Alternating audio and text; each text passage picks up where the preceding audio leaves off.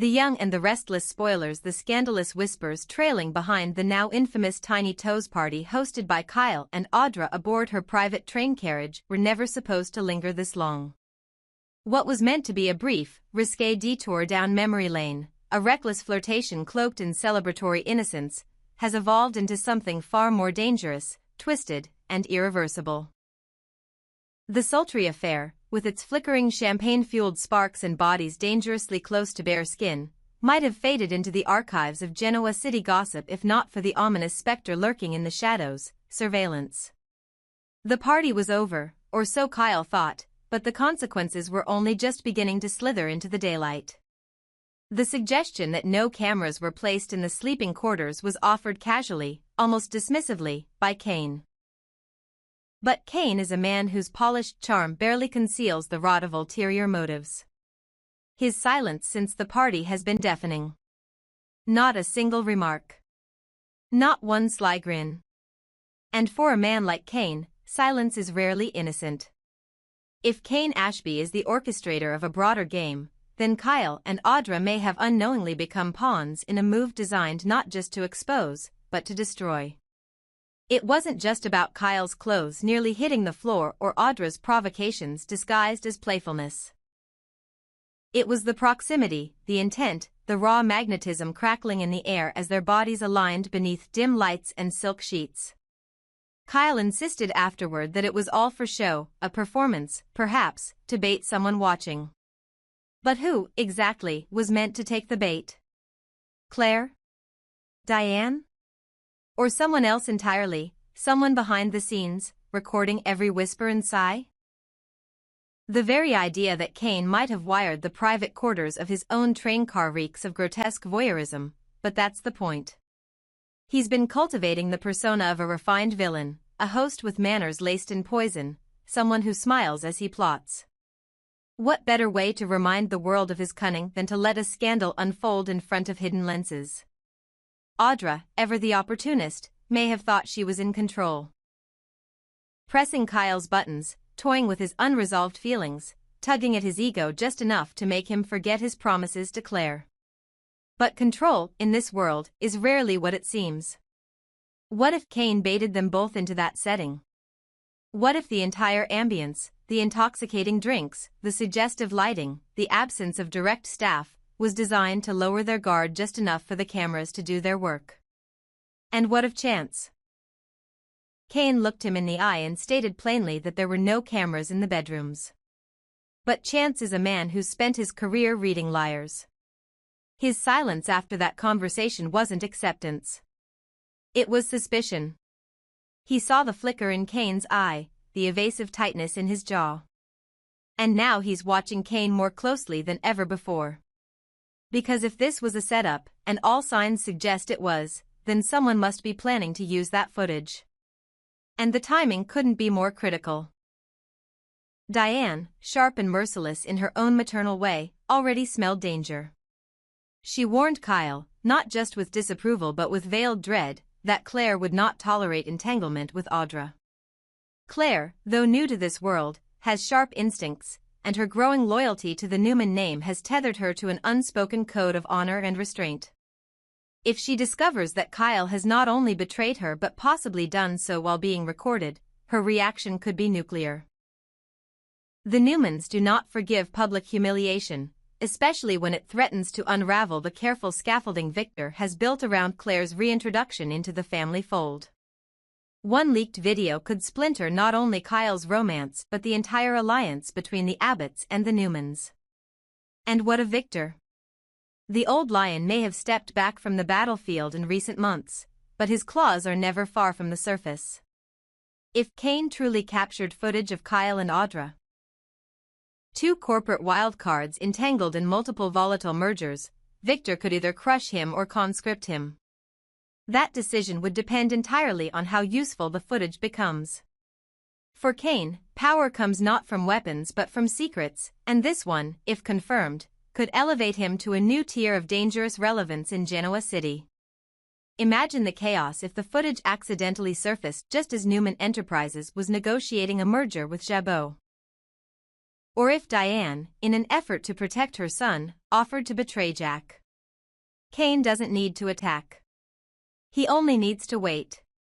But perhaps the most unnerving part of this entire affair is Audra's apparent confidence. She hasn't flinched. She hasn't withdrawn. Instead, she's become more aggressive at Vibrante, more decisive in her interactions with both Kyle and Nate. Could it be that she knew about the cameras all along? That she wanted to be seen? That her seduction was part of a strategy to break Claire psychologically and push Kyle further toward her orbit? Or perhaps she assumed she was safe, that the footage, if it existed, would be private leverage, not public exposure. Either way, she underestimated the instability of the ecosystem she helped create. Because Cain is not a man who plays by quiet rules. He thrives in the loud aftermath. Kyle, meanwhile, is unraveling. His eyes no longer carry the calm arrogance they once did. He avoids Claire's gaze, second-guesses every interaction, and jumps at the mention of Cain's name. He senses the trap but doesn't know its shape. He wonders if the sheets he lay in were truly his own choice or a stage constructed just for his fall.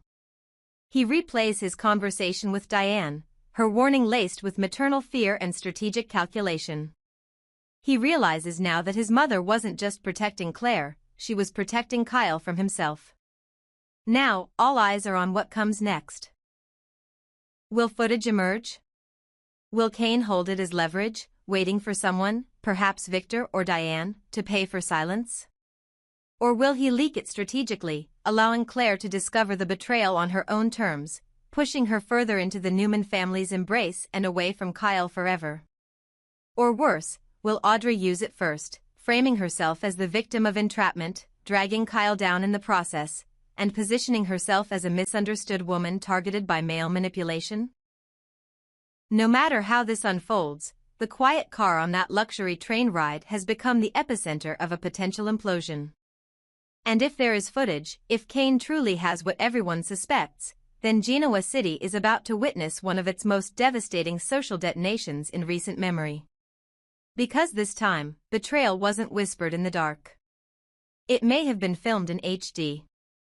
And no one survives the truth when it's captured in crystal clarity. Grief had a strange way of isolating even the most surrounded hearts, and Claire, in the shadow of Cole's death, had become a ghost of herself. Her voice had grown softer, her steps slower, her presence dimmer. The pain of losing a father she had barely begun to truly understand was like a wound she refused to show anyone, especially Kyle.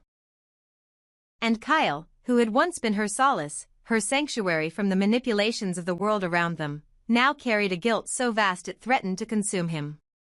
For Kyle knew something Claire didn't, something that would not only deepen her mourning but shatter what little trust she still had in him. He knew that Audra's recent pursuit of him had not been spontaneous or emotional, but a calculated scheme orchestrated by the very man who claimed to be giving Claire the family she deserved. Victor. Kyle had wanted to tell her. At least a dozen times, he had approached the subject, watching her eyes, listening to the crack in her voice when she mentioned Cole, and each time he swallowed the truth. She was too fragile. Too raw. To tell her now that Victor, her own grandfather, had set up the seduction of her partner while her father lay dying would be too cruel. It would destroy her. And Kyle couldn't bear to add to her suffering. But silence has its own price. Because secrets have a way of surfacing in Genoa City, and Kyle's may have already slipped out of his control. The night on the train with Audra had been a reckless blur, skin against skin, champagne-fueled tension, and a dangerous game of temptation he told himself was harmless. But Cain had been too quiet since. Too still. Kyle knew Cain wasn't just a host that evening, he had been watching. Maybe not with his eyes, but through a lens. And now, the possibility that a camera had been hidden in the sleeping quarters loomed like a guillotine over Kyle's already fractured conscience. The idea that Cain might possess footage of him with Audra, vulnerable, half-naked, and emotionally compromised, made Kyle's blood run cold. Because if such footage existed, it wasn't just about infidelity or lies. It was about power. Blackmail. Leverage. Cain wasn't the type to waste an opportunity. He had built his reputation on subtle threats and quiet ambition. If he had the video, he wouldn't reveal it unless there was something to gain. And what Cain wanted, what he had always wanted, was control. Power. Redemption. And perhaps even Chancellor. With Chance slipping out of his grasp and the family name drifting toward irrelevance, Cain was growing desperate. If a scandal involving Kyle could buy him a seat at the table, or the entire table itself, he wouldn't hesitate. He could demand money, silence, or worse. He could hand the footage over to Victor, who would no doubt use it to implode Kyle and Claire's relationship from the inside. And Victor, ruthless as ever, wouldn't flinch. For Victor, family was loyalty, and loyalty meant obedience.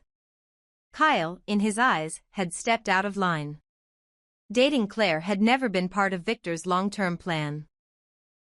He had tolerated it, perhaps even encouraged it temporarily, while it served to stabilize Claire's fragile reintroduction to the Newman dynasty. But now, with Claire mourning and emotionally volatile, Kyle posed a threat to Victor's control. One scandal, especially one involving another woman, could be all Victor needed to cut Kyle loose. And if it meant reclaiming Chancellor in the process? Even better. $5 million would be a small price for Victor to demand from Kyle to bury the scandal, if he didn't use the footage for something far more devastating first. Kyle was spiraling. He tried to act normal around Claire, but his eyes darted too quickly, his smile came too slowly, and every touch felt like a lie. She noticed. Of course she noticed. But she was too deep in mourning to confront him directly. Instead, she clung to him, desperate for stability. She wanted to believe that something in her life still made sense, that Kyle was still hers, still real. But the ghost of his betrayal lingered in the space between them. One word from Cain, one USB drive slipped into the right hand, and Claire's entire world would implode. It wasn't just her relationship that would end. It would be the final confirmation that the people around her, Victor, Kyle, Audra, had only ever seen her as a pawn. And after Cole's death, that betrayal could kill what little spirit she had left. The question now haunting Kyle wasn't just whether the footage existed. It was whether Claire would survive it. The fragile bond between them, Claire, was already fraying. If a video surfaced of Kyle entangled with Audra, of him denying his loyalty while Claire wept in silence for her father, the emotional devastation could be irreparable. Not just for her, but for everyone. Diane would turn on Cain. Jack would declare war. Sharon might intervene, but even she could not calm the firestorm that would erupt. And Victor would smile quietly in his study, another grandchild broken just enough to be brought fully under his control. Audra, meanwhile, remained as composed as ever. She had played her part flawlessly.